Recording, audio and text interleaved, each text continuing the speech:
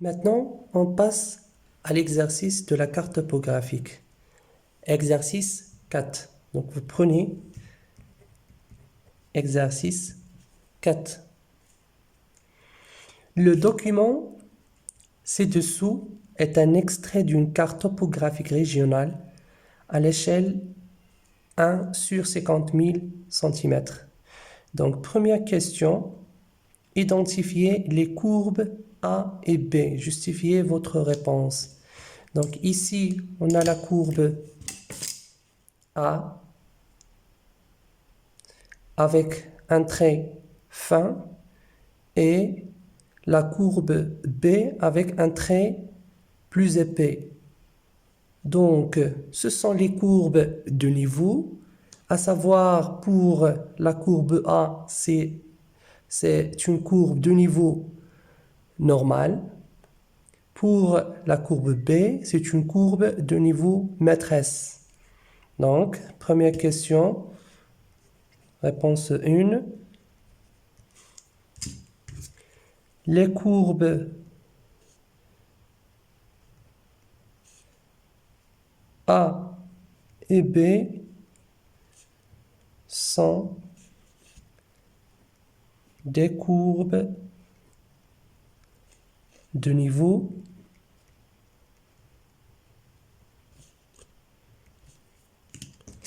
courbe A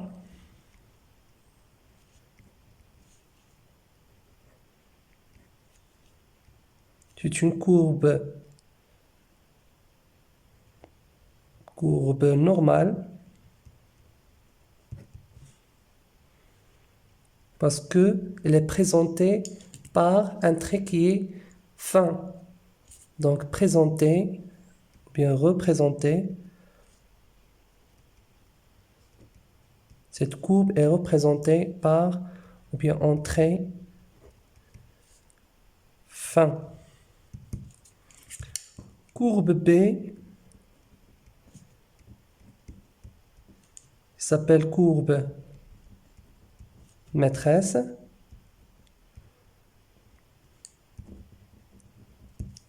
Et il est représenté par un trait épais.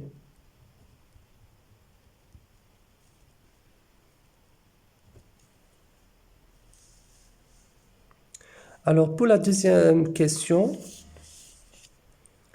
qu'indiquent les valeurs 425 et 65? Justifiez votre réponse.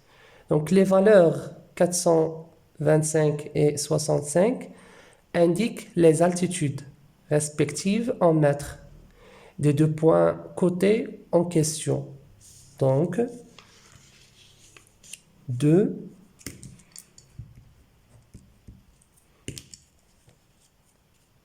les valeurs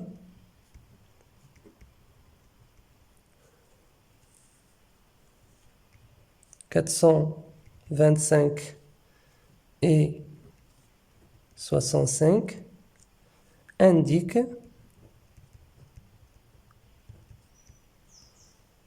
les altitudes,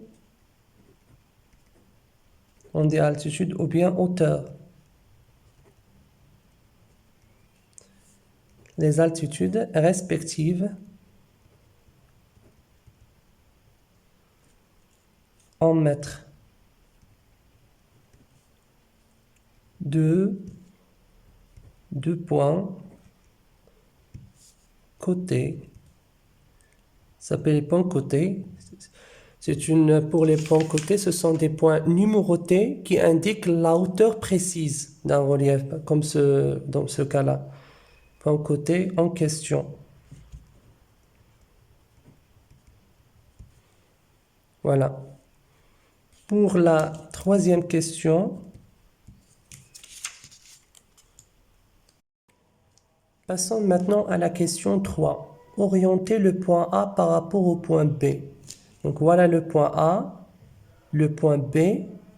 Donc pour orienter le point A par rapport au point B, on utilise la boussole. Alors j'ai schématisé la boussole ici. le nord de la boussole, le sud, l'est, l'ouest, le nord-est, le sud-ouest, le sud-est et le nord-ouest. Alors, le nord de la carte est schématisé par cette flèche ici. Donc, je pose ma boussole de telle sorte à ce que le nord de la boussole se coïncide avec le nord de la carte. Et voilà. Et je déplace jusqu'à ce que le point d'intersection des 3 points cardinaux se font au niveau de segment AB. Voilà. Donc ici, à ce point-là, je confirme que l'intersection de ces 4 ou bien 8 points cardinaux sur le segment AB, dans cette point d'intersection. Alors A, où se trouve A? Pardon, je déplace. Là, maintenant c'est OK. Ici, voilà. Donc A, voilà A. Et se trouve dans A se trouve sur le nord-ouest. Le nord-ouest et B se trouve sur le sud-est. Le sud-est. Donc, je réponds.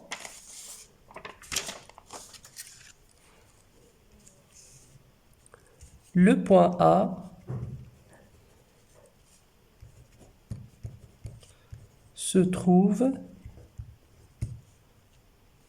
au nord-ouest.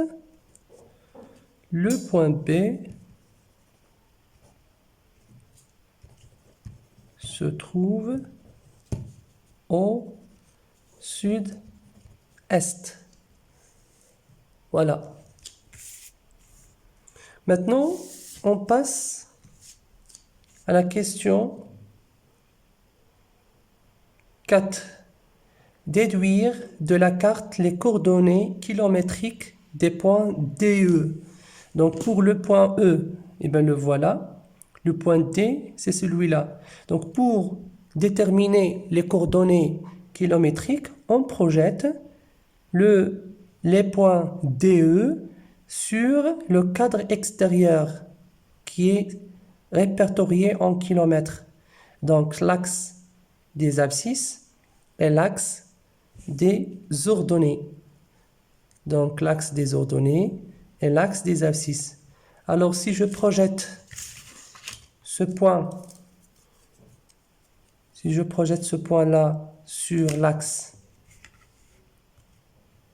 des abscisses, donc E sur l'axe des abscisses, il nous donne 380 km.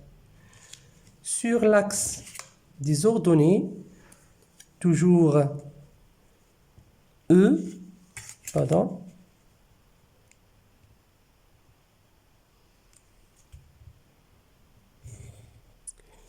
il va donner 280 km. Alors je peux dire que les coordonnées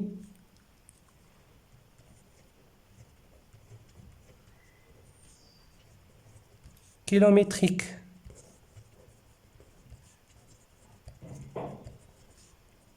des points E et D sont écrits. Alors pour E, c'est 380 km. Y, c'est combien? C'est 280 km. La même chose pour le point D.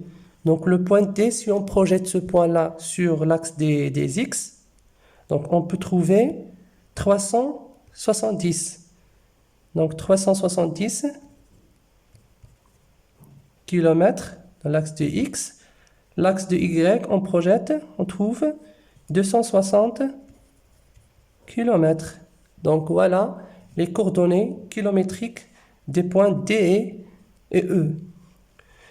On passe Pour la cinquième question, calculez la distance réelle entre A et B, sachant que l'échelle de la carte est de 1 sur 50 000 cm.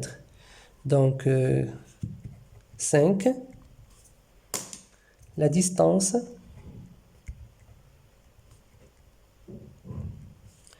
réelle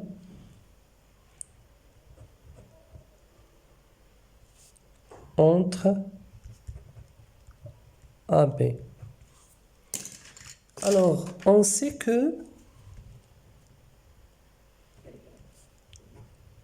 que l'échelle E égale à la distance sur la carte divisée par la distance sur le réel égale à 1 sur 50 000 cm.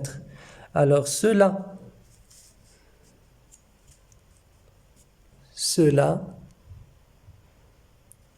signifie que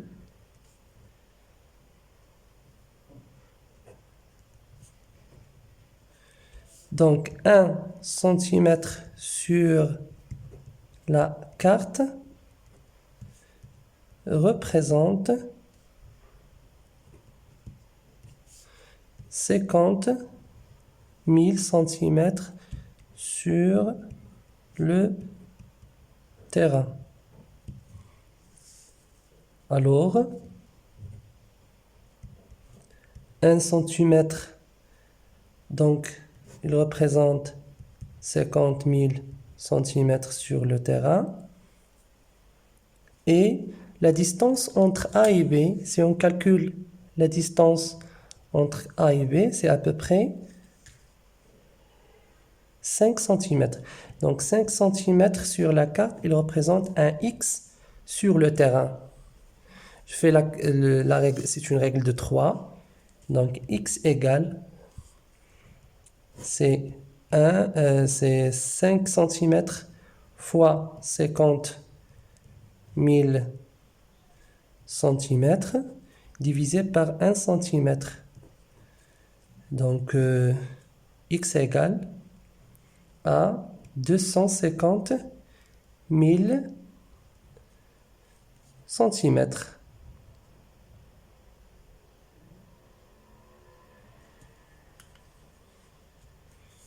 Donc, autrement dit que X égale à 2,5 km en réalité. C'est ça, la distance, c'est la distance réelle entre A et B.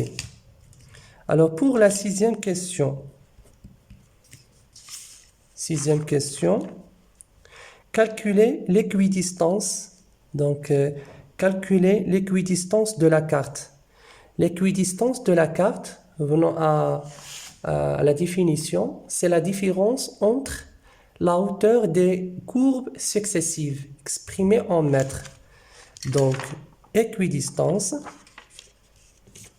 sixième question, E, équidistance, égale, c'est la différence entre, je prends la courbe de niveau qui porte le plus grand altitude, par exemple celui-là, cette courbe maîtresse, il porte altitude de 300 mètres. Et celle-là, c'est 200 mètres. Je fais la différence entre les deux et je divise par la différence entre ces courbes, le nombre de différences entre ces courbes de niveau. Alors, je fais 300 mètres moins, donc 300 mètres moins 200 mètres, divisé par les intercalaires, c'est-à-dire le nombre des intercalaires entre cette courbe de niveau et cette courbe de niveau. Donc 1, j'ai 1, 2, 3, 4, 5.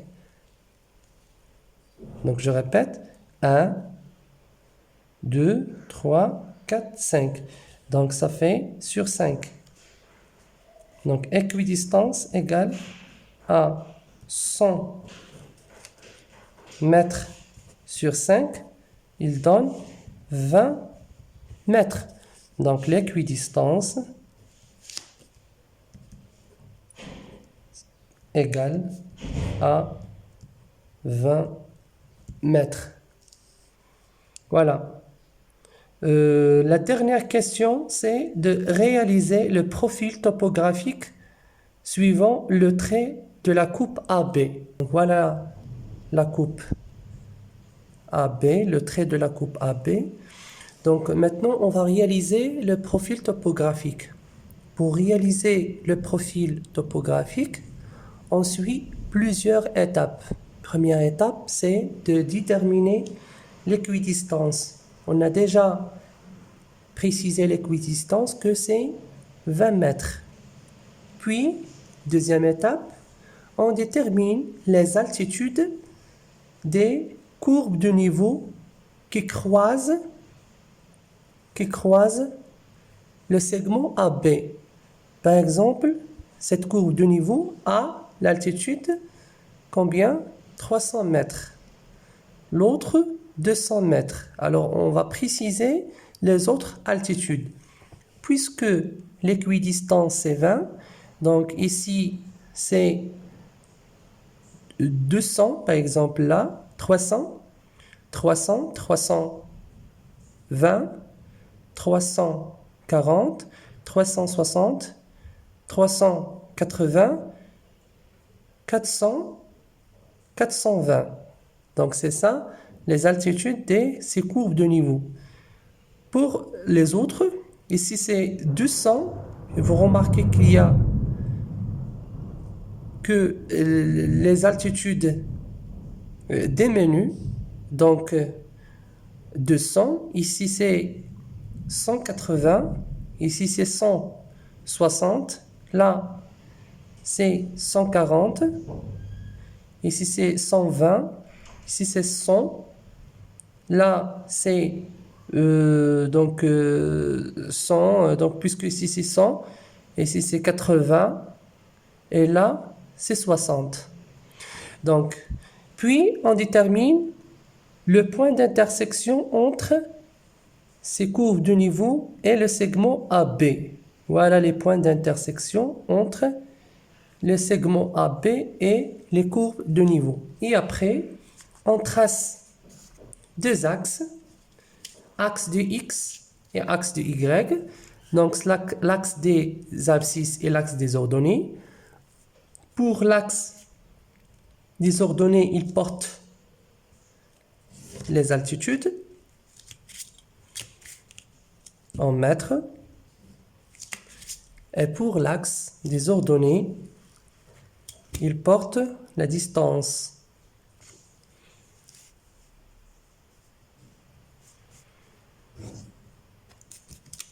La distance.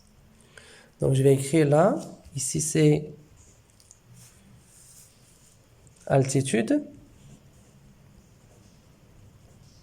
en mètres et là c'est la distance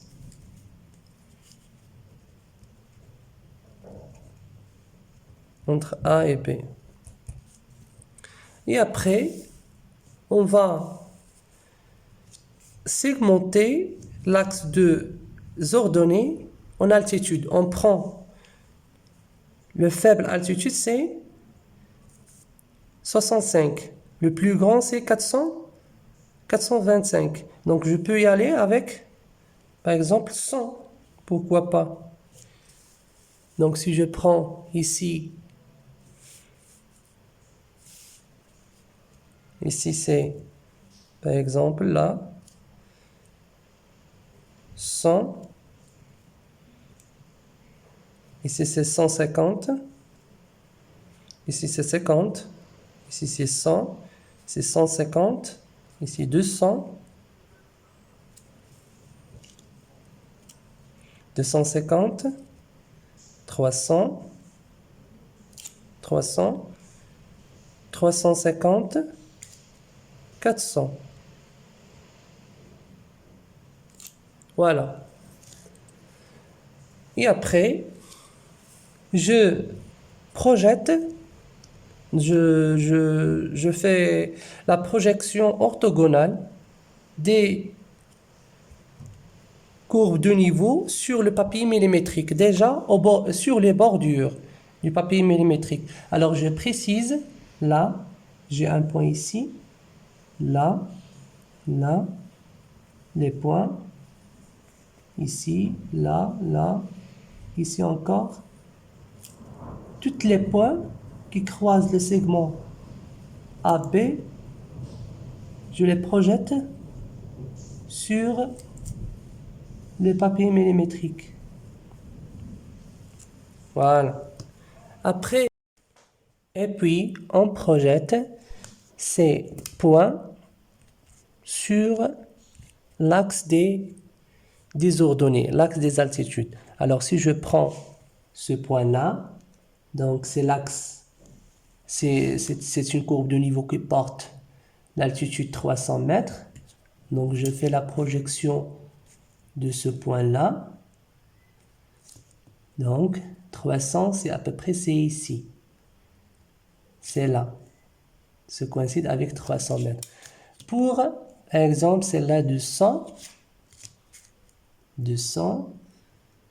Voilà.